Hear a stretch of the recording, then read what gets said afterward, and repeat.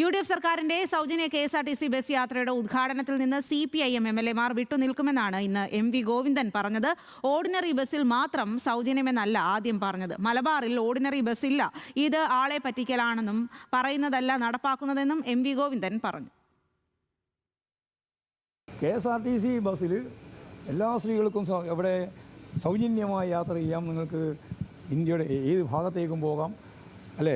Tourism പോലെ ഉപയോഗിക്കാം ഉൾപ്പെടെ എല്ലാം എന്തൊക്കെയാണ് പറഞ്ഞു വന്നത്. പറഞ്ഞു വന്നിട്ട് ഇപ്പോൾ ഏറ്റവും അവസാനം ഏതാണ്ട് 1000 ബസ്സിൽ മാത്രം സ്ത്രീകൾക്ക് പ്രവേശനം നൽകുന്നൊരവസ്ഥയാണ് ഉണ്ടായിട്ടുള്ളത്. ഞങ്ങളോ സഹകരിക്കുന്നില്ല, അതിലൊന്നും പങ്കെടുക്കുന്ന കാര്യമില്ല. ഇല്ല, അത് വളരെ ആളെ പറ്റിക്കുന്ന സമീപനത്തിൻ്റെ ഭാഗമായിട്ട്. MV ഗോവിന്ദന്റെ പ്രസ്താവന ചരിത്രപരമായ വിഡിത്തം ആകരുതെന്ന് ഗതാഗത മന്ത്രി CP ജോൺ പറഞ്ഞു. വിട്ടുനിന്നാൽ LDFന് ബസ് മിസ്സാകും. തൊഴിലാളി വർഗ പാർട്ടി തൊഴിലാളി സ്ത്രീകൾക്ക് വേണ്ടി എടുക്കുന്ന പദ്ധതിയെ തഴയുന്നത് ശരിയല്ല. തീരുമാനം തിരുത്തണമെന്ന് അഭ്യർത്ഥിക്കുന്നുവെന്നും CP ജോൺ.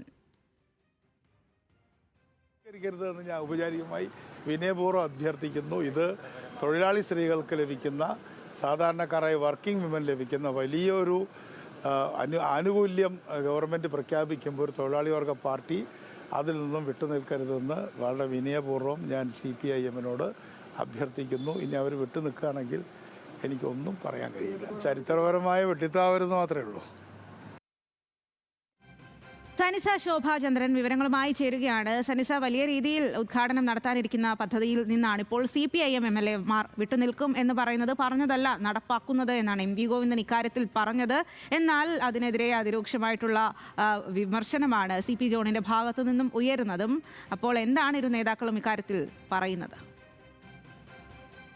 സർക്കാരിന്റെ ഒരു പ്രധാന പ്രഖ്യാപനമായിരുന്നു സ്ത്രീകൾക്ക് സൗജന്യമായിട്ടുള്ള KSRTC യാത്ര. എന്നാൽ ഇത് ഓർഡിനറി ബസ്സുകളിൽ മാത്രം നടപ്പിലാക്കിയ ഒരു സാഹചര്യമാണ്. ഈ ഒരു സാഹചര്യത്തിലാണ് MV ഗോവിന്ദൻ ഒരു പ്രസ്താവന ഇറക്കുന്നത്. അത് ഈ ഒരു പദ്ധതി അത് പൂർണ്ണമായിട്ടും ശരിയല്ല, അത് പറ്റിക്കുന്ന തരത്തിലുള്ള ഒരു തട്ടിപ്പാണ് എന്ന തരത്തിലുള്ള മലബാർ ജില്ലകളിലടക്കമുള്ള ആളുകളെ പറ്റിക്കുന്ന 1000 ബസ്സുകളിൽ മാത്രം യാത്രാ സൗകര്യമുള്ള ഒരു പദ്ധതിയാണെന്ന തരത്തിലുള്ള ഒരു പ്രതികരണമായിരുന്നു അദ്ദേഹം നടത്തിയത്. അതിനാണ് ഇപ്പോൾ ഗതാഗത മന്ത്രി CP ജോൺ മറുപടി നൽകിയിരിക്കുന്നത്.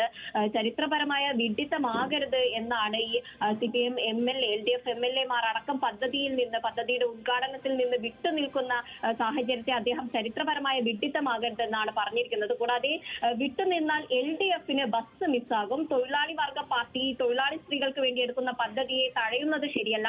തീരുമാനം തിരുത്തണമെന്ന് അദ്ദേഹം വിനയപൂർവ്വമായിട്ട് അഭ്യർത്ഥിക്കുന്നുണ്ട്. ബഹിഷ്കരിച്ചാൽ തനിക്ക് എന്ത് ചെയ്യാൻ കഴിയുമെന്നാണ് മന്ത്രി ചോദിച്ചത്. എന്തായാലും LDF MLAമാർ ഈ ഒരു ഉദ്ഘാടന ദിവസത്തെ ബഹിഷ്കരിക്കുകയാണെങ്കിൽ പോലും ബസ് എന്തായാലും ഓടുമെന്ന് അദ്ദേഹം പറയുന്നു. പക്ഷേ ജില്ലകളിലെ ഈ സൗജന്യ യാത്രയുടെ ഉദ്ഘാടനം MLAമാരുടെ നേതൃത്വത്തിലാണ് നടക്കേണ്ടത്. ഈ ഒരു സാഹചര്യത്തിൽ LDF MLAമാർ മാറി നിൽക്കുന്ന ഒരു സാഹചര്യമാണ് നിലവിലുള്ളത്. എന്തായാലും നാളെ ഇതിന്റെ സംസ്ഥാനതല ഉദ്ഘാടനം തിരുവനന്തപുരത്ത് വെച്ച് നടക്കും. LDF ഇതിൽ സൗജന്യ യാത്ര പൂർണ്ണമായി നൽകാത്തതും ഓർഡിനറി ബസ്സുകളിലേക്ക് മാത്രം നൽകുന്നതും 1000 ബസ്സുകളിൽ മാത്രമാണ് സ്ത്രീകൾക്ക് സൗജന്യ യാത്ര എന്നും ആരോപിച്ചുകൊണ്ടാണ് ഈ MLAമാർ അടക്കം ഈ ഒരു ഉദ്ഘാടന ദിവസത്തെ ബഹിഷ്കരിക്കുന്നത്. ഈ ഒരു പദ്ധതിയെ തന്നെ തട്ടിപ്പെന്ന് പറഞ്ഞുകൊണ്ട് ബഹിഷ്കരിക്കുന്നത്. എന്തായാലും അതൊന്നും നാളത്തെ ഉദ്ഘാടനത്തെ ബാധിക്കില്ല എന്നാണ് ഗതാഗത മന്ത്രി പറഞ്ഞു വെക്കുന്നത്. സ്വാതി.